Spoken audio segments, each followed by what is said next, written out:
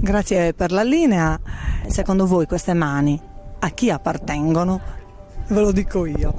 Appartengono a un grande pianista che ho il piacere di avere qui a fianco a me, Roberto Santucci. Ciao. Ciao Claudia, grazie per avermi invitato. No, ma grazie a te. Sei un personaggio molto interessante e soprattutto sei conosciuto perché la tua musica fa sognare. Ecco, io la prima cosa che voglio chiederti, quando hai iniziato questa carriera artistica? Io ho iniziato a studiare pianoforte all'età di 11 anni in conservatorio, al Conservatorio di Cagliari, dove ho finito gli studi.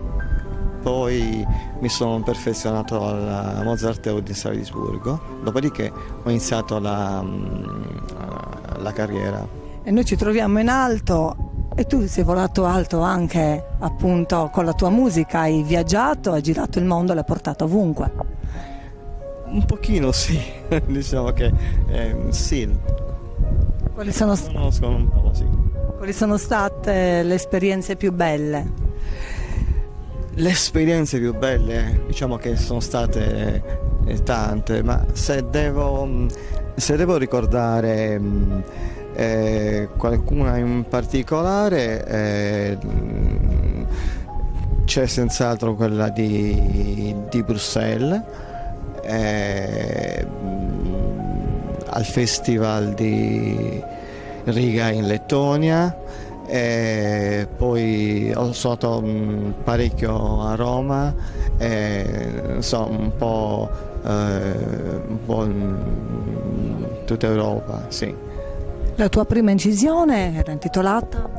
Il mio primo CD è Tramonto Rosa del 1999, sì, mi pare sì. Attualmente è inciso?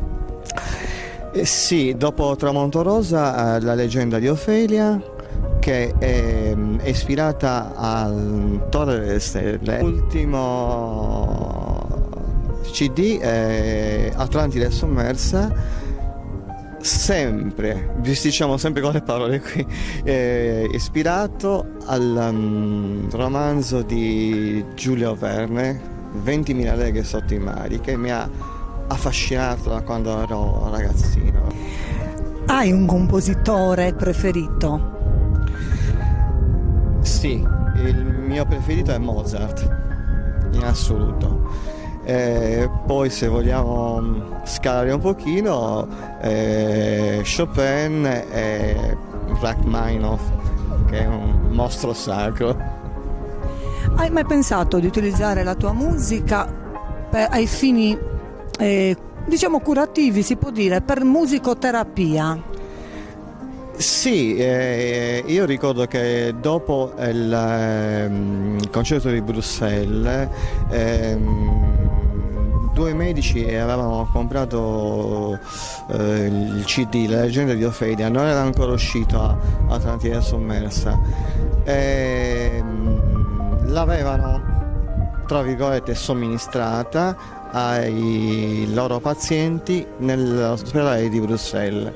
Nel reparto di dermatologia la dottoressa Mirel Gers, e poi un medico di cui non ricordo il nome, un oncologo, che appunto la diffondeva nel suo reparto di malati terminali, purtroppo. Questa è la tua unica attività o ti dedichi anche ad altro? Dico l'attività concertistica. No, io insegno musica e pianoforte. Progetti futuri?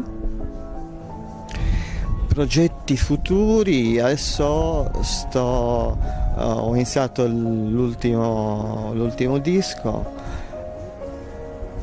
che ha anche un titolo, però devo anticiparlo? Se vuoi.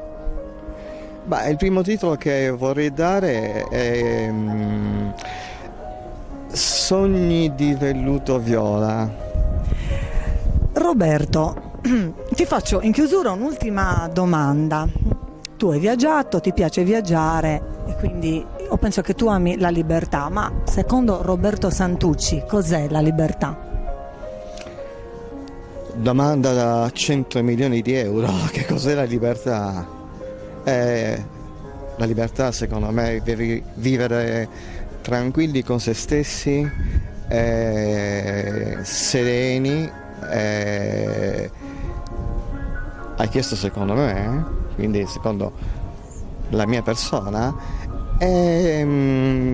comporre musica per poter comunicare me stesso alle persone che mi ascoltano. Grazie maestro. È stato un piacere enorme. Allora restituiamo. Questa cornice particolare, veramente.